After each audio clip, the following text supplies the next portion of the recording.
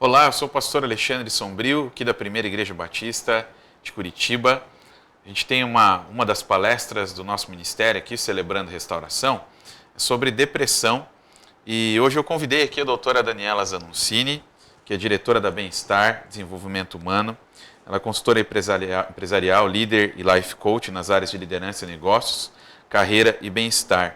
É psicóloga pela Universidade Tuiuti do Paraná e diversas especializações na área de psicologia, com mais de quantos anos de experiência, Dani? Bem-vinda aqui com a gente. Vai fechar 23, né? 23 Melhor anos não de comentar, experiência. pastor. 23 anos de experiência já como psicóloga, né? A gente tem falado muito e ouvido muito falar, né, Dani, sobre depressão. A figura de linguagem mais comum que a gente ouve é que depressão é o mal do século, né? Aqui no Brasil, 5,8% da população sofre com esse problema, né?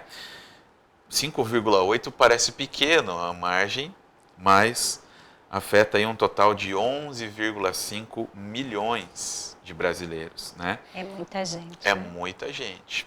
Entre os latinos aqui, o Brasil é o que fica em segundo lugar, né? E no continente americano ele só perde para os Estados Unidos no que se refere à depressão. Todo mundo fala depressão, depressão, depressão, mas queria dar liberdade para você, para falar para a gente um pouquinho o que é a tão falada depressão, né? E bem-vinda, obrigado por estar aqui com a gente também. Eu que agradeço, pastor. Boa noite. A depressão tem acometido e é o mal do século, né? Principalmente porque as pessoas elas apresentam muita dificuldade em expressar o seu emocional. Então, nós psicólogos da parte da psicologia somática entendemos que a depressão são emoções que ficam congeladas, ficam soterradas. Né? Eu brinco que aqui, né, nessa região aqui das emoções mais inferiores, então raiva, medo, muitas vezes as pessoas não têm condição de expressar uma perda de um ente querido e elas acabam deixando isso passar, congelando essa emoção e é como guardar um monte de coisas num armário em cima, né? Bola de boliche, tantos equipamentos, tantos materiais. Um dia você abre aquele armário e a bola de boliche cai em cima de você e todos aqueles aquela bagagem de vida recai sobre você e acaba te machucando, né? Então, a depressão ela é um transtorno que pode ser hereditário, é um transtorno psiquiátrico, porque ela vai afetar até o funcionamento normal, né, dos neurônios. A gente não fala muito de normalidade hoje em dia, mas, enfim, as sinapses, né, a qualidade bioquímica entre os neurotransmissores é afetada. Então, precisa de medicamento. Ela pode ser hereditária, ela pode ter um cunho relacionado a alguma experiência social, de perda de relacionamentos afetivos. E ela também pode ser relacionada a situações que ocorrem na vida do indivíduo e que ele não se dá conta ou não resolve. E isso pode gerar um quadro de depressão. É interessante todas essas informações, até bem técnicas que a Dani trouxe aqui para a gente, para você que está assistindo também, né? Pensando em tudo isso, Dani, que você colocou, até você coloca um pouquinho das causas da depressão aí, né? A questão da hereditariedade ou de alguma situação mais mal resolvida, né? O que você tem atendido mais? O que as pessoas te trazem dentro dos consultórios? Sempre, obviamente, mantendo a questão ética, né? Sim. Mas quais são os assuntos mais relacionados hoje à depressão? Você falou, por exemplo, de pessoas que não resolvem alguns assuntos. Muito legal a ilustração da bola de boliche, uma hora a pessoa abre e cai na sua cabeça. Tem muito a ver com o que a gente fala no Celebrando Restauração. Tem algumas coisas que você tem que resolver, né? Mas o que você tem ouvido? Quais são as maiores causas assim, da depressão? Tem trazido até você?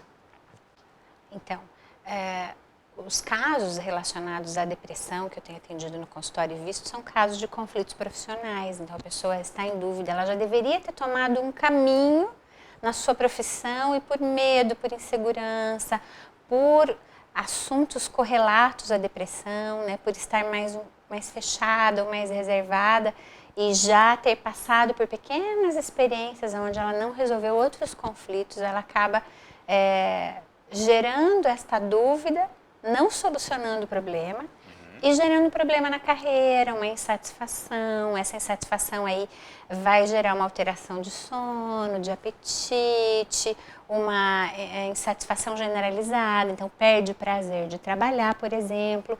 E aí ela acaba tendo alguns problemas e esses problemas vão se ampliando nas mais variadas áreas de vida e a insatisfação fica geral.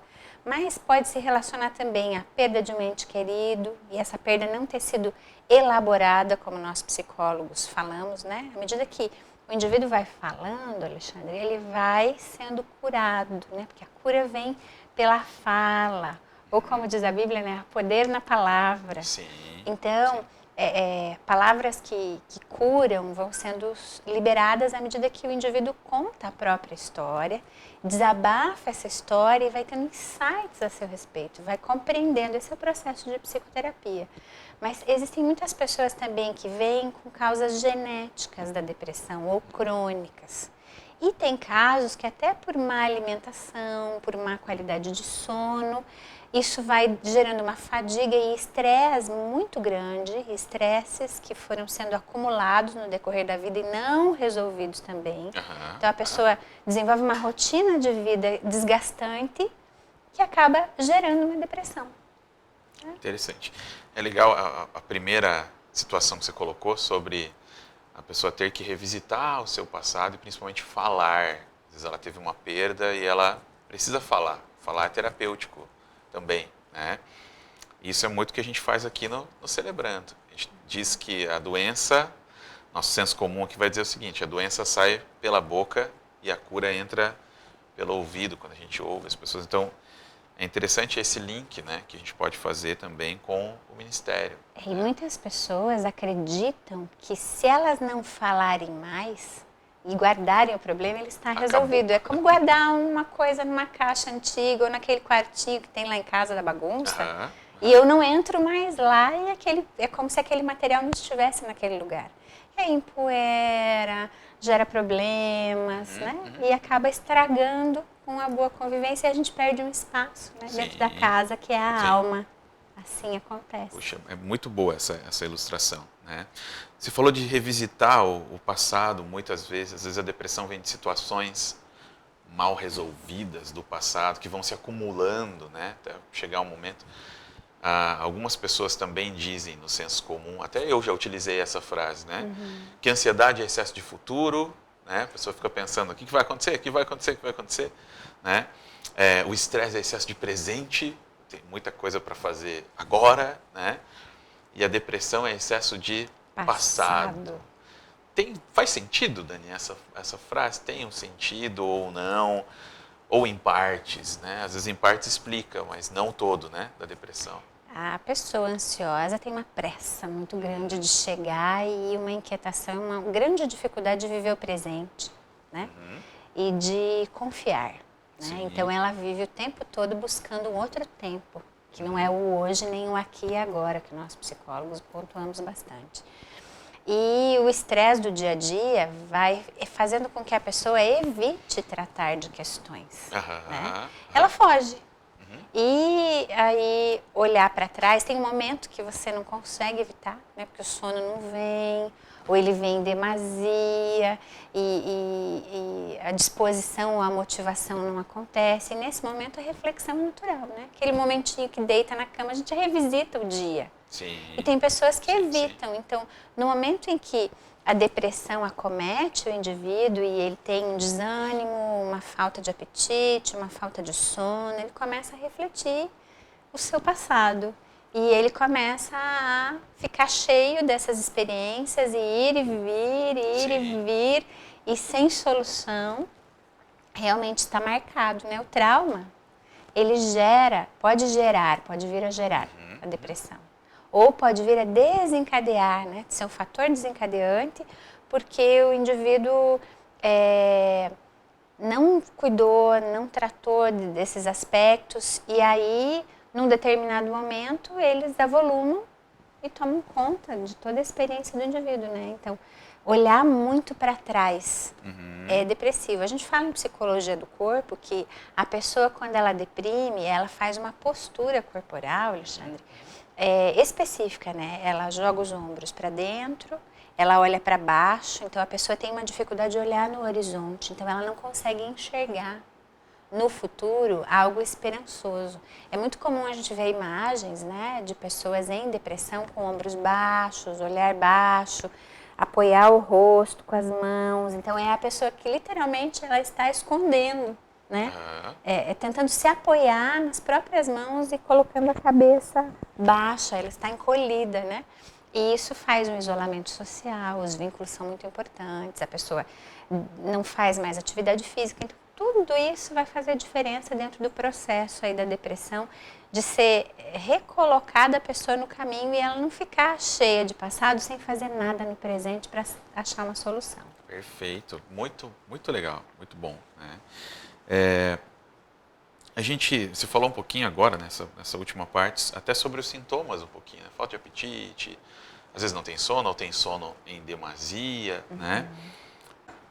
Eu queria fazer mais uma pergunta aqui para a doutora Daniela, com relação ao tratamento da depressão, né? Ela geralmente inclui medicamentos, psicoterapia ou a combinação dos dois. Como é que se trata a depressão? É importante que a depressão seja diagnosticada, né? Mais de alguns sintomas, mais de 5 sintomas, né, marcados da depressão em um período de 14 ou 15 dias, onde eles se repetem, são sinais importantes que pode ser que o indivíduo tenha depressão. Mas é importante que o psiquiatra faça o diagnóstico. Quem faz o diagnóstico é o médico, com auxílio do psicólogo. Tratar com medicamento é necessário, porque normalmente cronifica e afeta o cérebro, e o funcionamento saudável do cérebro. E é importante também o desenvolvimento da psicoterapia, para que esse assunto seja esgotado e a pessoa se sinta saudável e ela possa caminhar de maneira adequada, né? Existe também tratamento hoje chamado ECT, que é uma estimulação eletrônica cerebral, que faz toda uma dinâmica para as pessoas que não usam medicamento. Então é importante diagnosticar e tratar e ser acompanhado por uma equipe multidisciplinar, que é isso que traz a saúde, né? Sempre tem que ter uma equipe de apoio. Traz o equilíbrio, né? Isso. Nós estávamos falando aqui com a doutora Daniela sobre a questão do tratamento, né? Que pode incluir psicoterapia, medicamento também, ou a combinação dos dois, né? Ela falou um pouquinho aqui pra gente sobre isso. Mas tem muitas pessoas que têm medo, principalmente de assumirem a questão da depressão, né? Por conta de já pensarem que vão ter que tomar remédio, puxa, mas aí eu vou ficar viciada no remédio, e tudo isso, né? Esse medo que as pessoas têm, às vezes, de estar enfrentando o problema que é real na vida delas, mas sem a coragem de admitir por medo também do tratamento, do que pode acontecer com ela, né? Como é que é isso também, doutora? Então, existem vários níveis de depressão. As depressões ditas leves, né, a gente consegue normalmente tratar sem medicação. Mas as depressões moderadas ou graves, que já são crônicas, e a pessoa já passou ou por vários episódios de depressão, ou ela está reincidente, ou ela está, às vezes, há 1 ano já, ou mais tempo lidando com isso. Então, ela precisa da medicação. Eu tenho um colega da psiquiatria que ele diz assim, vamos imaginar que a depressão, ela é uma inflamação. Né? Então, tem um processo inflamatório e você vai medicar esse processo inflamatório. E o bem-estar geral, ele tende a melhorar. Mas existe uma inflamação que está por baixo do processo, que precisa ser liberada também, como se fosse uma infecção hospitalar, vamos imaginar assim. Né? Ele não fala isso, eu que estou acrescentando. E aí, esse processo infeccioso, ele também precisa ser superado. Então, muita gente ou não entra na medicação por receio de viciar no medicamento, e, na verdade, ela pode daí ter problemas, porque ela pode cronificar a doença e ter mais dificuldade em tratar, porque compromete a memória. Então, o indivíduo, às vezes, não recupera aquele período de memória, aquela área cerebral de memória, então fica com a sua capacidade cerebral encurtada, com dificuldade de lembrar muitas coisas por conta desse processo. E o indivíduo precisa buscar esse processo de tratamento para liberar toda a infecção e ter o funcionamento saudável do seu cérebro. E isso às vezes vai significar 1 a 2 anos de medicação, depende do médico esse tratamento. Porque são processos que vão depender da idade em que foi diagnosticada. Quanto mais cedo se procurar o diagnóstico e começar a tratar, melhor, porque o indivíduo aí pode voltar a um estado equilibrado do seu funcionamento cerebral e ter boa resposta, né, na vida e no andamento do tratamento. E dentro do processo de psicoterapia, acompanhar juntamente com a parte medicamentosa para que as questões conflitivas com a alma sejam resolvidas. Né? Uma pergunta que me ocorreu agora, fora do nosso script aqui também, muitas pessoas pensam que depressão é frescura, né? Ah, não, depressão é frescura, a pessoa está de frescura e tal. E uma outra coisa que me ocorreu também é sobre a questão de ser cristão e ter depressão. Uau. Muitas pessoas falam sobre isso, né? Ah, um cristão, eu sou cristão. Eu já ouvi a frase assim, quem tem Cristo não tem crise. Isso também é muito complicado, relativo. Né? Como é que é isso também, doutora? Muitas pessoas, talvez tenham algumas que realmente seja frescura, mas outras não, é uma coisa séria, né? Vamos imaginar um indivíduo que ele dorme, mas ele não descansa durante o sono. Então, quando o cérebro fica o tempo todo trabalhando, a gente fica irritado. Pense que você ficou 7 dias sem dormir. Meu Deus. Irritado, nervoso, impaciente, o estresse à flor da pele, a dificuldade em lidar com os conflitos muito maior, e junta isso com perda de apetite. Gente com fome fica muito brava, né? Sim. Não sei se vocês passam por isso, mas eu não posso ficar com fome, né? Então, junta esse processo com alguma tristeza que não foi resolvida. Junta esse processo com uma perda geral de prazer nas coisas diárias. Aquilo que você fazia, que era saudável, que gerava alegria, encontrar a família, sentar com os filhos, o próprio ato de trabalhar, ir num parque, nada disso tem graça mais. E aí o indivíduo passa a sofrer todas essas coisas. Como é que você vai encontrar a saúde dentro desse processo? A gente não consegue. E muitas pessoas, inclusive, têm excesso de sono, então não conseguem levantar, não conseguem sair do quarto. Por quê? Porque o cérebro não está produzindo a parte bioquímica necessária para que alguns hormônios sejam jogados na corrente sanguínea e haja disposição, haja ânimo, haja satisfação e alegria. Então, mesmo que o indivíduo queira, ele não consegue. Eu costumo dizer assim, que o psicoterapeuta que vai tratar de você, ele é o professor da autoescola, ele é aquela pessoa que vai cuidar das condições gerais do indivíduo que vai dirigir o carro. E o psiquiatra é o mecânico que vai cuidar do motor do carro. Então, o que adianta você ser um exímio motorista, muito bem preparado por uma ótima autoescola, ter aí direção, inclusive, defensiva e ofensiva, e o motor não funcionar, ou não ter o aditivo necessário para que ele funcione. Sim. Então, não é frescura. Sim. Claro, a gente não vai confundir com as desculpas que o indivíduo dá, mas aí existem dados que a gente pesquisa com o paciente. Uma frequência, tempo, duração e vários sintomas que combinados podem dar o diagnóstico claro da depressão. Ok. Respondi? Sim. Algumas pessoas, a doutora colocou aqui a questão dos sintomas, né? Algumas pessoas podem vir a ter, por exemplo, um desejo de morrer, de tirar a própria vida também. Essa relação que a gente faz um pouquinho com o suicídio também, né? Muitas pessoas ficam também pensando, a pessoa depressiva vai se matar. Tem tudo isso também, né? Os pensamentos ficam muito negativos. Então, como a pessoa não consegue olhar e ver um horizonte à sua frente, ela fica vendo o mundo sem cor, muito cinza, né? E isso faz com que o indivíduo ele comece a ter ideias de cessar o seu sofrimento.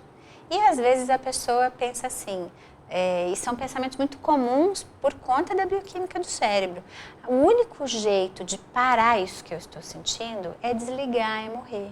Então, na verdade, não é que a pessoa queira pôr fim à sua vida, ela quer pôr fim ao seu sofrimento.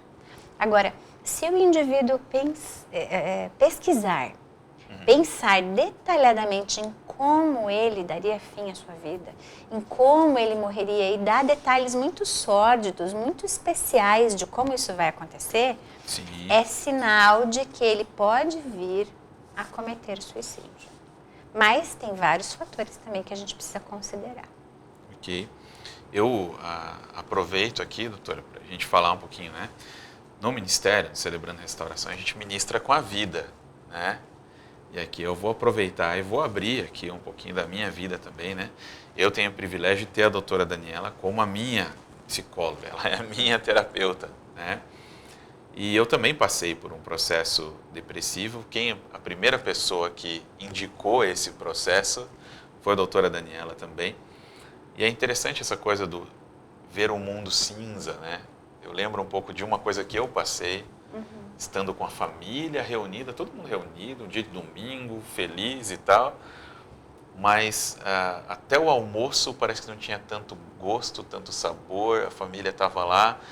Uma hora eu saí um pouquinho, vi a família distante, de longe, assim, comecei a chorar, um choro sem motivo, de olhar para aquilo que estava acontecendo e muitas vezes não consegui processar, né? E a maneira como foi conduzido, né? Às vezes a gente fala isso também. Às vezes o remédio ele é extremamente necessário também, né? Uma das perguntas que a doutora Daniela fez para mim, né, foi: a gente vai tratar isso, né? Vamos tratar ou vamos caminhar um pouco mais aqui na psicoterapia, né? E a gente foi encaminhado então para um psiquiatra que realmente, como é que eu posso dizer, autenticou a questão da depressão, passou o medicamento. Então 1 ano e meio mais ou menos de tratamento até buscar e achar o equilíbrio, né? Como a doutora colocou aqui também, né? Então, não é frescura, né, doutora? Acontece com cristãos também, acontece com pessoas que estão caminhando, que estão vivendo a vida de uma forma muito natural e às vezes são acometidas também por esgotamento, por várias outras coisas que realmente acontecem, né, nas nossas vidas. Eu penso que um exemplo que a gente pode usar para a questão do ser cristão, né, e ter depressão, é assim: dentista tem cárie, né? E ele consegue tratar da sua própria cárie? A resposta é não, ele precisa de outro dentista. Então, assim como o psiquiatra às vezes precisa do medicamento, o cirurgião precisa passar por uma cirurgia, o cristão, por ter a Cristo, ele vai buscar e vai ter um elemento a mais de tratamento, que é a palavra, que são processos. Mas é como diz na Bíblia, né?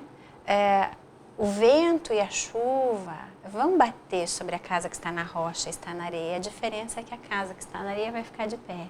Então, o cristão, ele vai passar por todas as coisas que todo outro ser humano na Terra passa.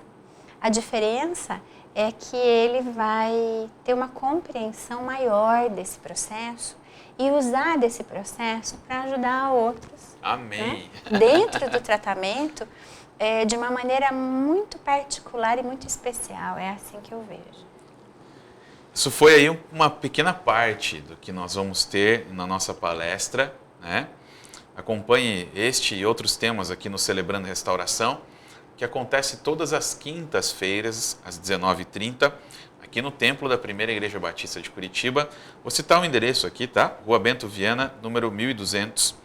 Para encerrar, eu quero agradecer a doutora Daniela. Obrigado muito mais simplesmente por ter trazido também esse esclarecimento para a gente. Eu agradeço como pessoa por todo o investimento que já fez na minha vida também com relação ao tratamento da depressão, né?